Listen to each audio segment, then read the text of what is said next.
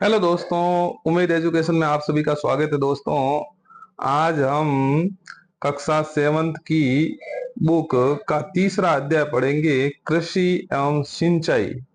तो चलो दोस्तों, जो अंडरलाइन की हुई जो लाइनें हैं केवल उन्हीं को पढ़ेंगे।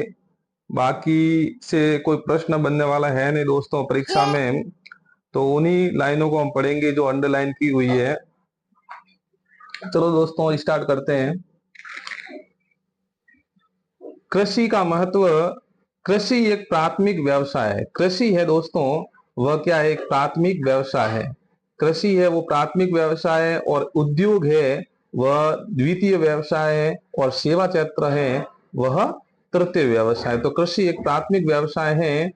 इसके बाद में देखते हैं कि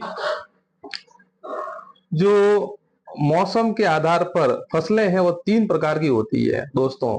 एक तो रबी की फसल, एक खरीफ की फसल, एक है जायद जायद की फसल। रबी की फसलों में दोस्तों केवल पांच फसलों के नाम है वो ध्यान में रखने हैं। रबी की फसल में आएंगे गेहूं जौ, चना, सरसों व चुकंदर। खरीफ की फसलों में बाकी जो रबी को छोड़ करके ये सारी फसलें हैं वो खरीफ में आ जाएगी। और जायद की फसलें हैं उसमें फल व सब्जी आ जाएगी। तो जायद की फसलों में ये देखो, फल, खरबूजा, तरबूजा, सब्जी, ककड़ी, ये सभी है वो जायद की फसल में आएगी। यानी फल और सब्जियां ये सभी जायद की फसल में आएगी।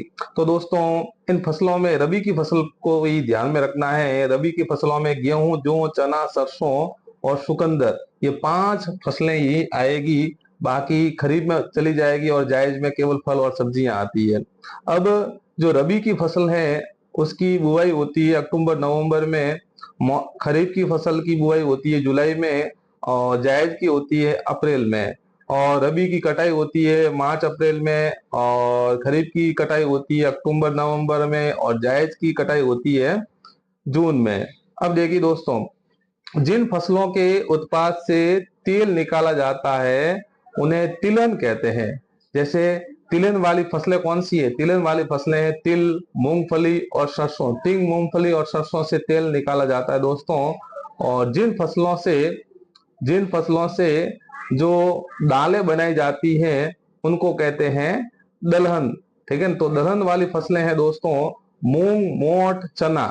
मूंग, मोठ, चना, ये दलहन वाली फसलें हैं दोस्तों।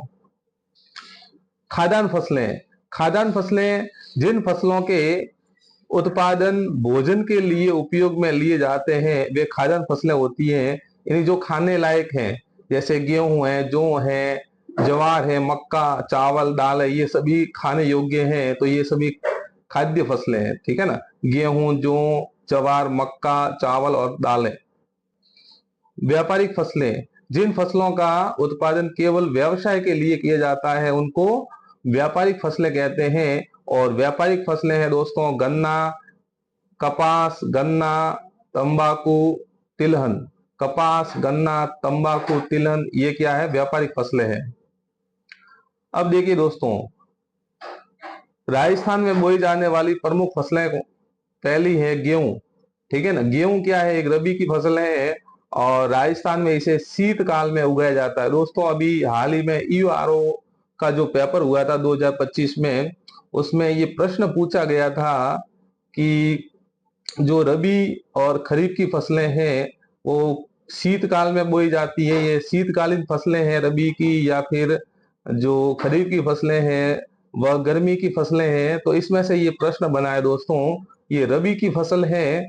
ठीक है ना? गेहूं है वह रबी की फसल है, और ये शीतकाल में उगाई जाती है। ठीक है ना? राजस्थान में इसे शीतकाल में उगाया जाता है। अब देखिए, गेहूं है दोस्तों श्री गंगानगर, हनुमानगढ़ और कोटा, बारा और भरतपुर, यहाँ उत्पादित होता है। दूसरे नंबर पर है जौ, जवार। दोस्तों देखिए, इस यहाँ से प्रश्न बन सकता है कि ये शुष्क एवं अर्ध शुष्क जलवायु की फसलें हैं। प्रश्न ये बनेगा कि शुष्क एवं अर्ध शुष्क जलवायु की फसलें कौन सी है? ऑप्शंस में दे देंगे जौ, जवार, एक तो ये दे देंगे, और तीन कोई दूसरे ऑप्शंस दे देंगे। तो यहाँ से प्रश्न बन सकता है दोस्तों कि शुष्क एवं अर्ध शुष्क जलवायु की फसलें कौन सी हैं, तो जौ और जवार है वो शुष्क व अर्ध शुष्क जलवायु की फसलें हैं। जौ का उत्पादन है वो सर्वाधिक होता है जयपुर और गंगानगर में। जयपुर और गंगानगर में सर्वाधिक जौ का उत्पादन होता है। इसके बाद में सीकर, अलवर, भीलवाड़ा, अजमेर, झुंझुनू, नागौर में जौ का उत्पादन होता है।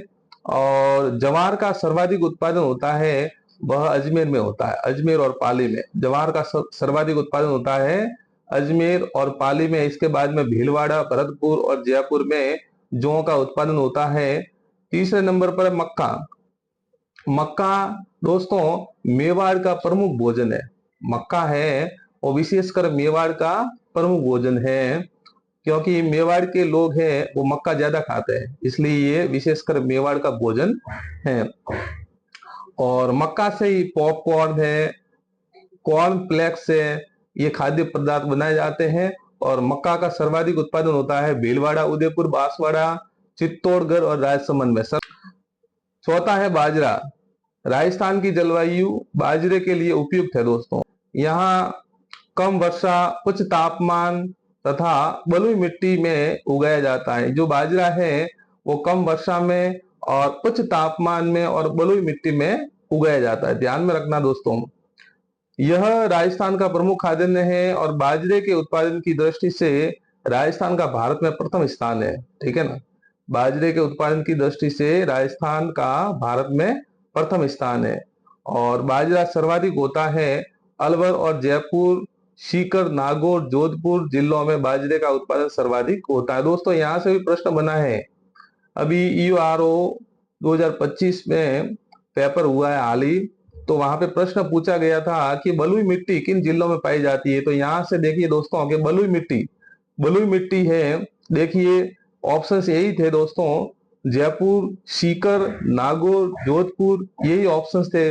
काफी जनों के ये बलुई मिट्टी वाला प्रश्न है वो गलत हुआ है। तो दोस्तों प्रश्न है वो कहीं से किसी गाइड से नहीं आते हैं, बल्कि इन छोटी छोटी किताबों से यह प्रश्न है वो पुटअप होकर सीधे परीक्षा में पूछे जाते हैं। पांचवा है चना। चना भी रबी की फसल है दोस्तों। चने का सर्वाधिक उत्पादन होता है और बीकानेर और जैसलमेर, अजमेर और जयपुर में होता है। यानी सबसे ज्यादा चना है वो बीकानेर और जैसलमेर में उत्पादित होता है। और चने के अलावा मूंग, मोट, उड़द और अरहर व अन्य दलहन जो राज्य में उत्पादित होते हैं। छठा है सरसों। राजस्थान देश का सर्वाधिक सरसों उत्पादक राज्य है, तो सरसों का उत्पादन राजस्थान में सर्वाधिक होता है देश में। सरसों भी रबी की फसल है दोस्तों। और सरसों के प्रमुख उत्पादक जिले कौन से हैं, वह है अलवर, टोंक, भरतपुर। यानी सरसों है वह अलवर, टोंक और भरतपुर और गंगानगर, सवाई माधोपुर, हनुमानगढ़, जयपुर, जोधपुर, बारा, इन जिलों में सर्वाधिक सरसों उत्पादित होती है दोस्तों। आगे देखते हैं कि राजस्थान का बाजरा, इसबगोल, सरसों, गंवार, मोट व जीरे के उत्पादन में देश में प्रथम है। ठीक है ना, तो पूरे देश में जो राजस्थान है वो प्रथम है। बाजरा, इसबगोल, सरसों, गंवार, मोट और जीरे के उत्पादन में प्रथम है। अब देखिए दोस्तों यह भी जाने, अब यहाँ पे देखिए कि राजस्थान राज्य के श्री गंगानगर जिले में सूरतगढ़ में एशिया महाद्वीप का सबसे बड़ा कृषि फार्म है। ठीक है, एशिया महाद्वीप का सबसे बड़ा कृषि फार्म सूरतगढ़ गंगानगर में है और इसकी स्थापना 1956 में हुई थी। ये प्रश्न बार बार परीक्षाओं में आता रहता है दोस्तों। इसके आगे बढ़ते हैं, कम वर्षा वाले क्षेत्रों में शुष्क कृषि एवं अधिक वर्षा वाले क्षेत्रों में आर्द्र कृषि की जाती है। सिंचाई की सहायता से फसलों का उत्पादन सिंचित कृषि कहलाता है। और राज्य में सिंचाई के प्रमुख साधन है कुएं, नलकूप, नहरें और तालाब। ठीक है, कुएं, नलकूप, नहरें और तालाब के द्वारा राज्य में सिंचाई का कार्य है वो होता है। राजस्थान में सिंचाई के साधनों में सर्वाधिक सिंचाई है वो नलकूप से होती है। राजस्थान में सर्वाधिक सिंचाई है वो किससे होती है, नलकूप से होती है। और नलकूप से सिंचाई जयपुर, भरतपुर, अलवर, दौसा, धौलपुर, करौली, सवाई माधोपुर, अजमेर आदि जिलों में सिंचाई है वो नलकूप से होती है। राजस्थान में इंदिरा गांधी नहर में से श्री गंगानगर और हनुमानगढ़, बीकानेर, जैसलमेर जिलों में नहरी सिंचाई की जाती है। अब दोस्तों प्रश्न यहाँ ये बनता है कि नहरों से किन जिलों में सर्वाधिक सिंचाई की जाती है? तो नहरों से की जाती है गंगानगर, हनुमानगढ़, बीकानेर, जैसलमेर जिलों में नहरों से सिंचाई की जाती है। आगे देखिए, भीलवाड़ा, बूंदी, कोटा, अलवर, टोंक, चित्तौड़गढ़, बांसवाड़ा, डूंगरपुर, उदयपुर, अजमेर, जोधपुर, पाली, जालोर इत्यादि जिलों में भी नहर से सिंचाई की जाती है। इतना इंपॉर्टेंट नहीं है दोस्तों।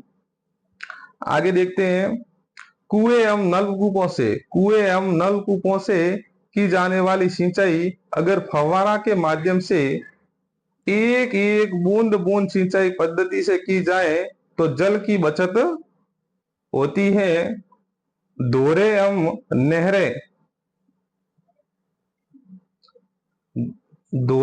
नहरें अगर पक्की बना ली जाए तो उसमें भी जल की बचत होती है, ठीक है ना। तो अगर जल की बचत करनी है तो दोस्तों, ठीक है ना, कुएं और नलकूप की जगह फव्वारा या बूंद बूंद सिंचाई पद्धति से अगर सिंचाई की जाए तो जल की बचत हो सकती है दोस्तों। अब देखिए दोस्तों, ये भी जाने, यहां से भी प्रश्न बनता है दोस्तों कि वाटरमैन या जल पुरुष किस व्यक्ति को कहते हैं? तो वाटरमैन या जल पुरुष राजेंद्र सिंह को कहते हैं। ये पर्यावरण कार्यकर्ता हैं दोस्तों और वे जल संरक्षण के क्षेत्र में कार्य करने के लिए प्रसिद्ध है दोस्तों। राजेंद्र सिंह टांग है वो जल संरक्षण के क्षेत्र में कार्य करने के लिए प्रसिद्ध है। उन्होंने यानी राजेंद्र सिंह ने नौकरी छोड़कर घर का सामान बेचकर राजस्थान जैसे राज्यों को जल संकट से उबारने के लिए काम किया है और इसके एवज में राजेंद्र सिंह टांग को रमन मैग्सेसे पुरस्कार से भी नवाजा गया, यानी रमन मैग्सेसे पुरस्कार भी इनको मिला है राजेंद्र सिंह टांग को। और राजेंद्र सिंह टांग को वाटरमैन या जल पुरुष कहते हैं दोस्तों। आगे दो ऑब्जेक्टिव प्रश्न दे रखे दोस्तों।